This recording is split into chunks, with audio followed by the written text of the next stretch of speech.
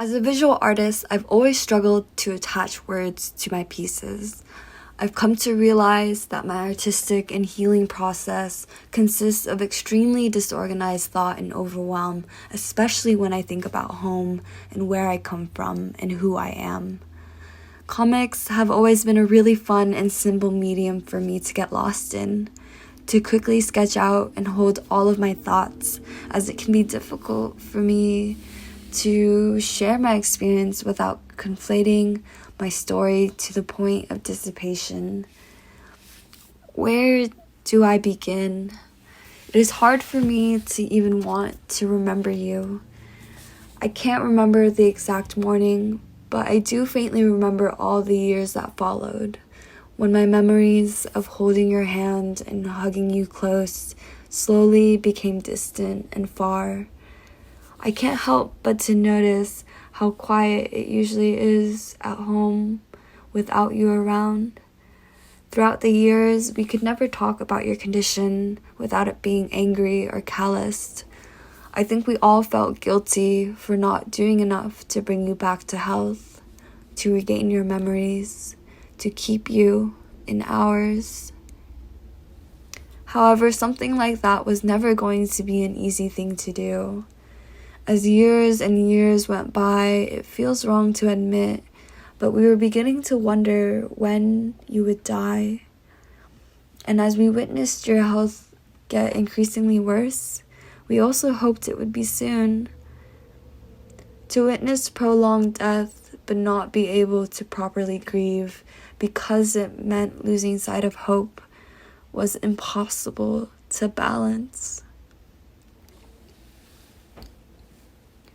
After all this time, I finally realized how neglectful my family is about their health and how quick and adamant we are to disregard our own well-being because we do not want to burden others. I saw it in the limits that you pushed yourself to, in the way mom lies in bed all day, and I feel it in myself when I let all of my shame consume me.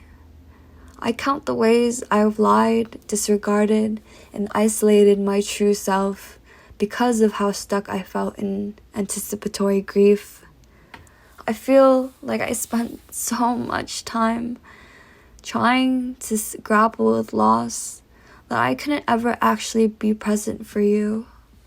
I had not realized I was never here until I came back, and that scares me. I'm frightened that the people and connections in my life won't recognize me anymore. I feel like I grew up extremely emotionally lonely, and I can only imagine what that was like for my mom, who saw me grow up so separately from her. Drawing has been one of my most favorite things ever since I was a child. I love to draw comics about adventures I'd have with my friends as a reminder of how much fun we'd have and all the places we could go together. Despite how lonely I felt, my mom was actually the one who taught me how to draw. I remember learning how to draw lotus flowers and how she did it with so much care and attention to detail. She gave me this practice that has become so incredibly important to me. It fills me with so much autonomy and agency to be reflective and in tune with my heart and mind, to understand and express myself in a way that is both vulnerable and compassionate towards my guarded heart space. Talking to her now is still incredibly hard for me, but I hope one day she will understand my queerness and my art and everything that I want for both me and her.